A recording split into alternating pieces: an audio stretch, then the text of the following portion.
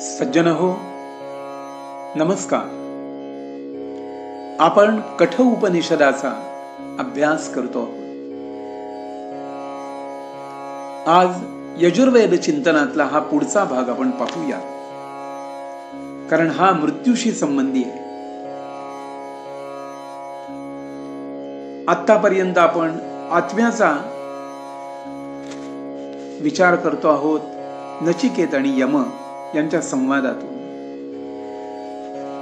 इथे यमराज म्हणतात, ब्रह्मज्ञानी असे सांगतात की शरीरात बुद्धिरूप म्हणजे बुद्धीच्या स्वरूपामध्ये असणाऱ्या गुहेत असलेल्या ब्रह्मस्थानात राहून आपापले कर्मफळ भोगणारी छाया आणि उन्हाप्रमाणे परस्पर भिन्न अशी दोन तत्व आहेत.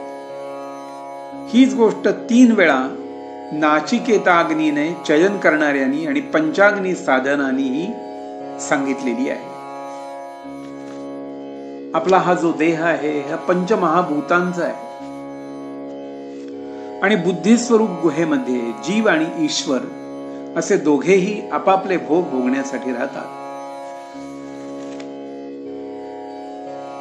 इथे यमराज म्हणतायत, आत्मानग रथिनं विद्धी शरीरग रथमेव तु बुद्धिंतु सारथिं विद्धी मनः प्रग्रहमेव च. आत्मा जीवात्मा हा रथी, बुद्धी हा सारथी आणि मन हाच लगाम अशी कल्पना करूया. इंद्रिय हे त्या रथाचे घोडे आहेत आणि त्यांच्या ठिकाणी निर्माण होणारे जे विषय आहेत हे त्या घोड्यांचे मार्ग आहेत. किती छान रूपक दिलेले आहे. आत्मा, इंद्रिय, मन यांचा समुच्चय म्हणजे जीवात्मा. या ज्ञाते लोक आहेत ते भोक्ता असं म्हणतात. परंतु जो सारथी आहे बुद्धी,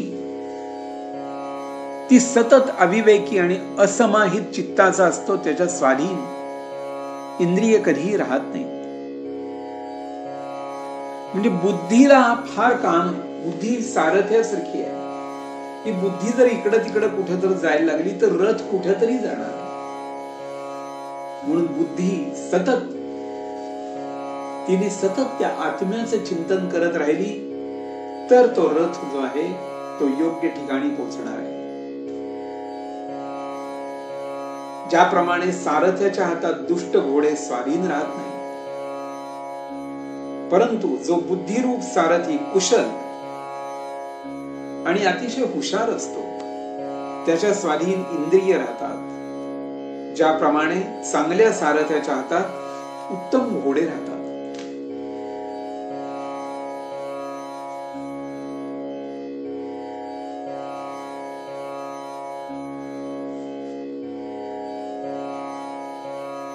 हे नचिकेता, इंद्रियाहून त्यांचे विषय, विषयाहून मन, मनाहून बुद्धी आणि बुद्धीहून आत्मा.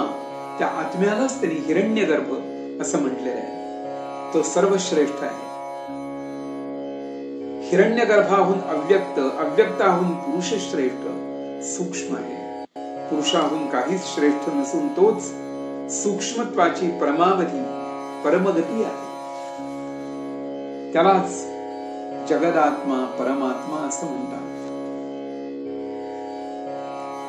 हा सगळ्या सर्व सृष्ट पदार्थांच्या अंतर्यामी असलेला आत्मा उघड दिसत नाही,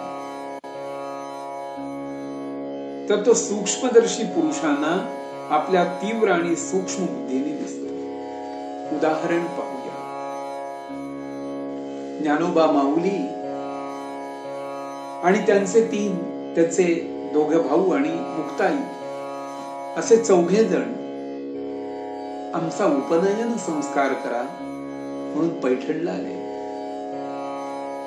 आणि पैठणच्या त्या विद्वज्जनांच्या सभेमध्ये या 4 उपहार झाला आणि एका पंडितांनी तर असं केलं की तुझं नाव ज्ञानदेव आहे ना आणि तूच सांगतोयस की सर्वाभूती एकच परमात्मा विराजित आहे. अरे वा रे ज्ञानदेव. आणि त्याच वेळी रस्त्याने ज्ञानदेव नावाचा रेडा चाललेला होता. आणि हे पंडित महाशय म्हणले, तू ही ज्ञानदेव आहेस आणि तोही ज्ञानदेव आहे. मग सांग, तो तुझ्यासारखा बोलेल का? तो वेदमंत्र म्हणू शकेल का? अरे सर्वाठाई जर एकच आत्मा आहे तर तो रेडा सुद्धा त्यांनी सुद्धा बोललं पाहिजे. आणि आत्मतत्वाचा संपूर्ण सूक्ष्म अभ्यास ज्या ज्ञानदेवांच्या ठिकाणी होता. निवृत्ती प्रसादे ज्ञानदेव बोले. गहिनीनाथांच्या कृपेने निवृत्तीनाथांना सर्व ज्ञान प्राप्त झालेले आहे, परमात्म तत्व प्राप्त झालेले आहे. आणि ते त्यांनी ज्ञानदेवांच्या मध्ये संक्रमित केलेलं असताना ज्ञानदेवांनी त्या रेड्याला सांगितलं, बोल बाबा, बोल, मंत्र बोल. आणि तो रेडाही मंत्र बोलू लागला. सगळ्यांना आश्चर्य वाटलं. पण यांनी परमात्म तत्व, आत्मतत्व जाणलेलं होतं. आणि हेच परमात्म तत्व जळी, स्थळी, काष्ठी, पाषाणी असं सर्वत्र भरलेलं आहे. त्यामुळे चांगदेव ज्यावेळी वाघावर बसून ज्ञानदेवांच्या भेटीला आले, मुक्ताईच्या भेटीला आले, त्यावेळी भिंतीवर बसलेल्या ज्ञानदेवांनी सहज म्हणले, चल ग, आपण त्या चांगदेवांच्या स्वागताला जाऊया. आणि ती भिंत चालायला लागली. त्या भिंतीमधलं असणारं आत्मतत्व सुद्धा जागृत झालं. ही गोष्ट शक्य होत असते. म्हणून यमनचिकेत संवादामध्ये आत्मतत्वाचं जे स्वरूप आहे ते आपण अधिकाधिक त्याचं सूक्ष्मत्व जाणायचा प्रयत्न करू. आत्मतत्व कसं आहे? अशब्द. तिथं शब्दाची जरुरी नाही. अस्पर्श, अरूप, अव्यय, रसहीन, गंधरहित आणि नित्य असं अनादि, अनंत, महत्तत्वाहूनही पलीकडं निश्चल असं हे आत्मतत्व जाणलं असता मनुष्य मृत्यूपासून सुटतो. त्याला मृत्यूचं काही भयच वाटत नाही.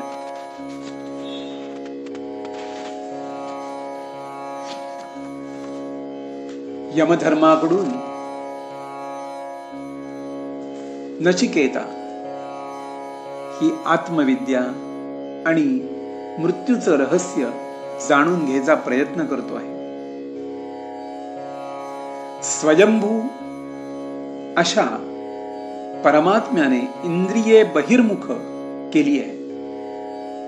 म्हणून मनुष्य बाहेर पाहतो. माणसाला सारखं वाटत असतं की जो काही आनंद आहे तो बाहेरून मिळेल. तो अंतर्यामी असलेल्या आत्मस्वरूपाला पाहतच नाही. पण सद्गुरूंची कृपा झाली की इंद्रिय उफराटी होतात आणि मग कान आतला आवाज ऐकायचा प्रयत्न करू लागतो. श्वासोच्छ्वास आतल्या प्राणशक्तीला हुडकायचा प्रयत्न करू लागतो.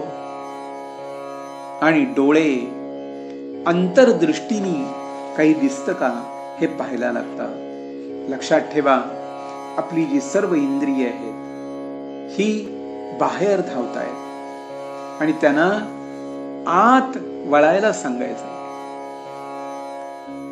अज्ञानी लोक जे असतात ते विषय भोगांच्या पाठीला लागलेले असतात.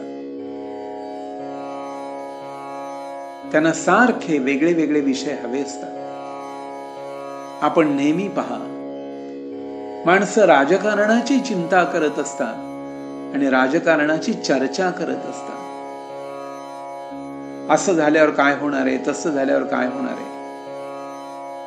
पण लक्षात ठेवा, कोणीही त्या राजसत्तेच्या गादीवर बसू दे, तुम्हा आम्हामध्ये काही फरक पडणार नाही. पण आपण वेगवेगळ्या विषयामध्ये उगीच गुंतून पडतो आणि नको त्या चिंतनामुळे आपल्या मुख्य आत्मतत्वालाच गमावून बसतो, विसरून बसतो. म्हणून सर्व लोक विषय भोगांच्या पाठीला लागतात आणि सर्वत्र पसरलेल्या जाळ्यात अडकतात. परंतु जो विवेकी असतो तो मात्र नचिकेत्याप्रमाणे अमृत ध्रुव अशा तत्वाला निश्चयाने जाणून इहलोकावरच्या कोणत्याही गोष्टीची इच्छा धरत नाही आणि आत्मतत्वाला जाणून फार मोठा फायदा करून घेत असतो.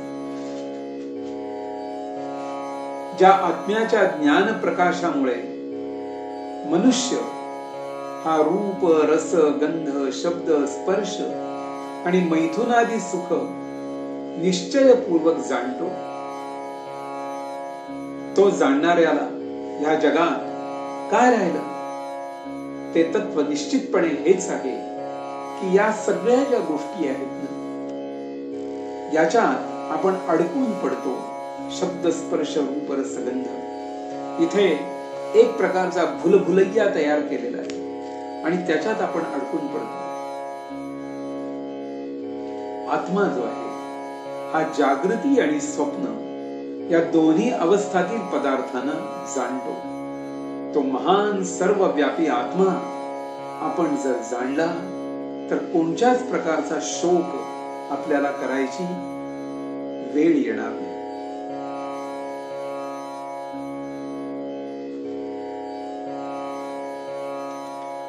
तो जो आत्मा आहे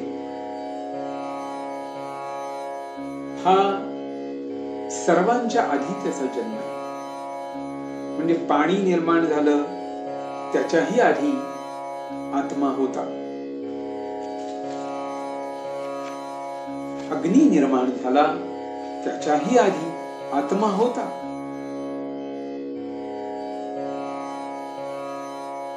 एक सुंदर रूपक इथं यमनचिकेत संवादामध्ये दिलेलं आहे. गरोदर स्त्रियांनी चांगल्या प्रकारे धारण केलेल्या गर्भाप्रमाणे दोन अरणीमध्ये गुप्त असलेला अग्नी जातवेरस आणि दक्ष आणि हविर्द्रव्य संपन्न मनुष्यांना प्रतिदिवशी उपास्य असा व्यक्त अग्नी, हेच ते ब्रह्मतत्व आहे असं म्हटलंय. ज्या ब्रह्मतत्वापासून सूर्य उदय पावतो आणि ज्यात त्या सूर्याचा अस्त होतो त्याच्यावर सर्व देव अधिष्ठित आहेत. त्याचे अतिक्रमण कोणी करू शकत नाही. तेच ब्रह्मतत्व आहे, तेच आत्मतत्व आहे. म्हणून वेद सांगतो सूर्य आत्मा जगतस्तस्थुषश्च. सूर्य हा जगताचा आत्मा आहे आणि तुला आत्मतत्व जर जाणून घ्यायचं असेल तर तू सूर्याला शरण जा. रोज म्हणून आम्ही जे संध्यावंदन करतो त्याचं मुख्य कारण तेच आहे की मला आत्मतत्व जाणायचं. जे तत्व या सगळ्या देह इंद्रिय संघामध्ये भासतंय तेच त्या सगळ्याच्या पलीकडे पण आहे. म्हणून अनादी कालापासून नाना रूपात्मक नाना देहांमध्ये जे चैतन्य आहे तेच ईश्वरामध्येही आहे आणि तेच परब्रह्मामध्येही आहे असे यमधर्म नचिकेताला समजावून सांगतात. मनानेच हे तत्व मिळवता येते. मनसैवेदमाप्तव्यं नेह नानास्ति किंचन. या ब्रह्मतत्वात निराळाचं काही नाही. जो पुरुष त्यात विविधता पाहतो तो मरण पावल्यानंतर जन्म मरण रूप मृत्यूला मिळतो.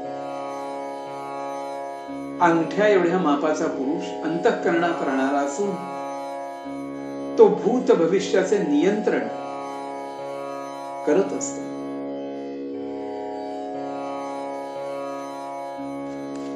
हा अंगठ्या एवढा पुरुष धूररहित ज्योतीप्रमाणे हा भूत भविष्याचा शास्त्र आहे. तोच आज आहे, तोच उद्या असणार आहे आणि तोच निश्चित अशा स्वरूपाचं ब्रह्म आहे. ज्याप्रमाणे पर्वत शिखरावर पडलेलं पाणी पर्वतावरून वाहून जातं, त्याप्रमाणे आत्मे अनेक आहेत असे समजणारा त्यांना जन्म मरणात्मक अनेक आत्मरूपांना प्राप्त होतो. म्हणजे आत्मे अनेक नाहीयेत, आत्मा एकच आहे, परमात्मा एकच आहे. पण आपण सर्वच जण, तुम्ही आम्ही सर्वच जण असे भ्रमित होऊन जातो. ज्याप्रमाणे शुद्ध पाण्यात मिसळलेलं शुद्ध पाणी त्यातच पूर्णपणे मिसळून जाते. बघा, शुद्ध पाण्यात स्वच्छ पाणी मिसळलं. म्हणून या ठिकाणी यमधर्म म्हणतात, हे गौतमा, विज्ञानी मुनींचा आत्माही या सगळ्या गोष्टींचं चिंतन केल्यानंतर ब्रह्म होऊन राहतो. हे आत्मतत्व जे आहे हे फार अद्भुत आहे. आपण याचा अधिक विचार आणखीन एका भागात करूया. धन्यवाद.